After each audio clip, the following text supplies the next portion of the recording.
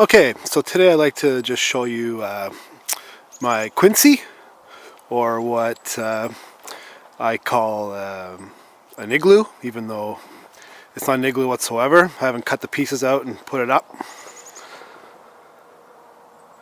It's snowing out right now, so I'll try and keep the lens pointed down a little bit. First of all, it's February 1st, and I've been piling this snow up from my deck and this walkway, and generally a little bit here and there. Here's my garage.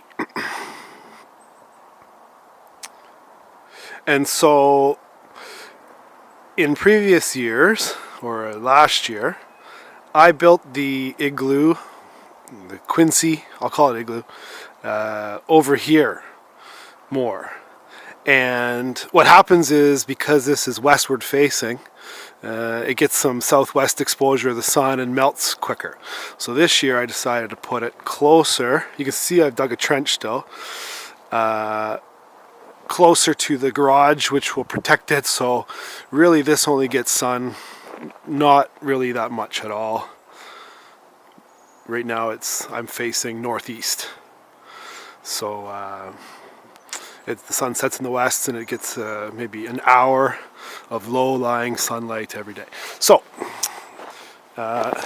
this is our little tool. Okay, first of all, let me get back to this. So what you want to do is you want to keep piling snow on top of itself until it gets really, really hard. If you look, this is a really big Troy built. And if you're taking a piece out, it comes out as big chunks. You can see this is new snow here, but it comes out as big chunks. You can see here I've taken some of the chunks and built a wall to play on recent American politics. In any case, you want to keep piling it on until it becomes really, really hard ice. And so it's February 1st, so I've been piling this on since late November, and it's been snowing a lot, but it had to melt, and it's really, really hard in there. So I feel safe. I could probably stand on it, but I'm not going to because I don't want to ruin it. One of the essential pieces of gear, let's start here first, is your hockey stick. I've got a hole somewhere in here that goes all the way down into the igloo. You can see it in there, and that helps to determine the height. And if I wanted, I could always patch it up. All I have to do is put a piece of snow over there, and you won't ever see it. You can see, if you come around here by my wood pile, I've got a hockey stick sticking up in the back of it, and I still haven't reached that hockey stick yet, but I've tried to jam it through, but it has hit some sort of solid ice that I can't get through. So basically you want to pile the snow on so it's hard.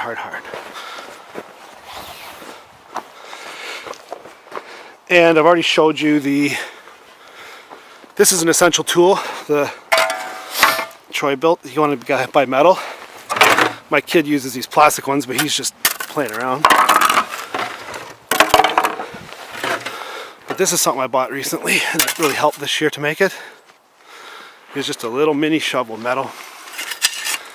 And we'll take that in.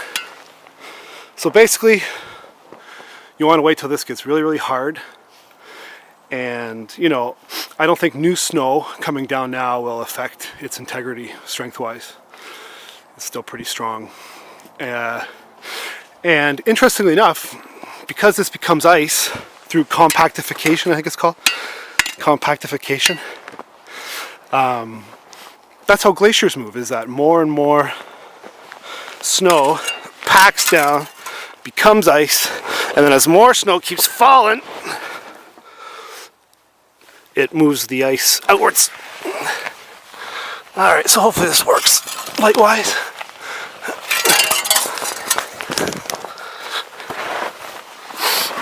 There's the hole. And I'm sitting in here comfortable. Here's the far wall. And I haven't reached that hockey stick yet. You can see I've got a leaf from the fall in there. But basically, let's see if we can see up here first. Let's see if you can see up that hole. You can see different layers maybe of ice. I think I want to go a little bit higher on that. But first of all, you can hardly hear anything in here. It's so whisper quiet. And, you know, I think you can sleep in them. I've never slept in them. I've been doing these since I was a kid. So I've never slept in them. But if you put a solar blanket down, there comes my cat. If you put a solar blanket down and then some, I think just sleeping bags, you can sleep here overnight.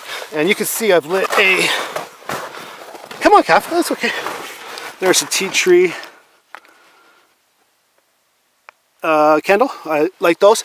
And that kind of makes it nice and icy. You can see right here I've got a, that must have been where the heat went up. So I still haven't found that hockey stick. So I'm just going to take one. Come on, Kath, it's okay. When you know it's good is when it's still really hard. Like, you see how that comes off as solid chunks?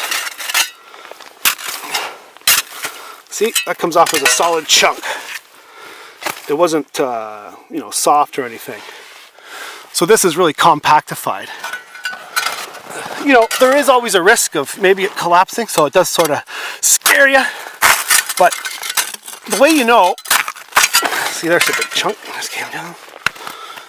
The way you know, it's hard to tell, because I've done it pretty well this year, is the interesting light that comes through. You can see it's got a beautiful aquamarine blue-green color when the light strikes the, let's go up through here. It's hard to tell. Toward the entrance you can see it, for instance right there. When you can see the nice nice blue light coming through, you know you've gone far enough, and it's going to stay strong.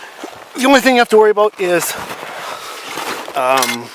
sun exposure for melting the entrance point, because that's your weak area, at least in my, it is. So let's see here. See how that comes off as a big chunk? And then you just go underneath. Sometimes you have to sculpt them out. You see, that's what you want. You want big chunks like that. So here's a piece of ice, for instance.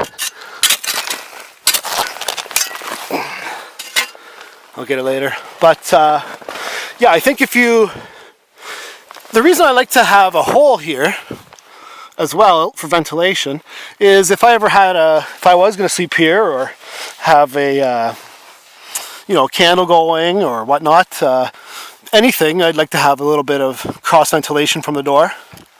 But if I were to put a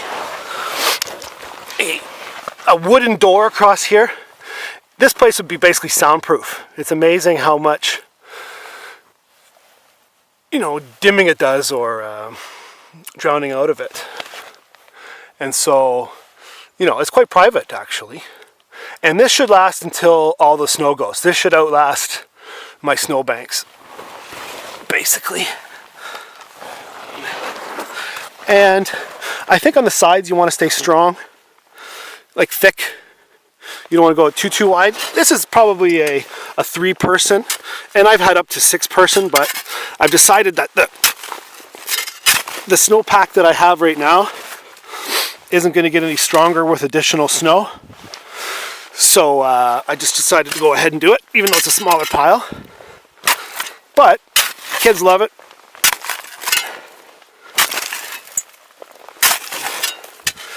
Gets good exercise. You see there, right there for instance, I can't tell if it's going to make sense, but there are so many striations of of ice.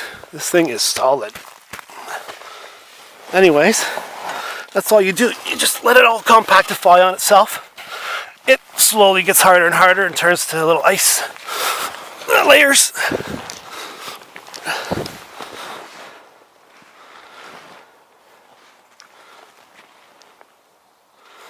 And that's it. You dig it out and then you build a wall. Or just throw the stuff up there like I did. The reason I started these back in the day was for my dad snow blowing and digging holes in the snowbanks or whatever and digging tunnels. And then it slowly evolved into, I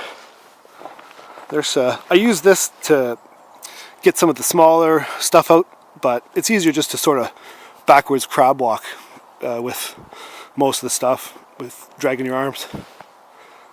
Anyways, I hope you found it somewhat useful. Something else that I forgot to mention was that this little shovel that I got, once you get to the point where you're happy, where you can see a little bit of blue light, what you do is, you see all those, when I cut it out, there's all points. You just go like this. And you sort of just shave off the rough pieces, especially up top where the head hits. You can go like that.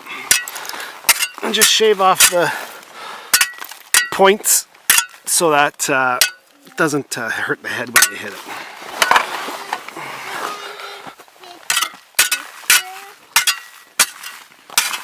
Anyways, I forgot to mention that originally.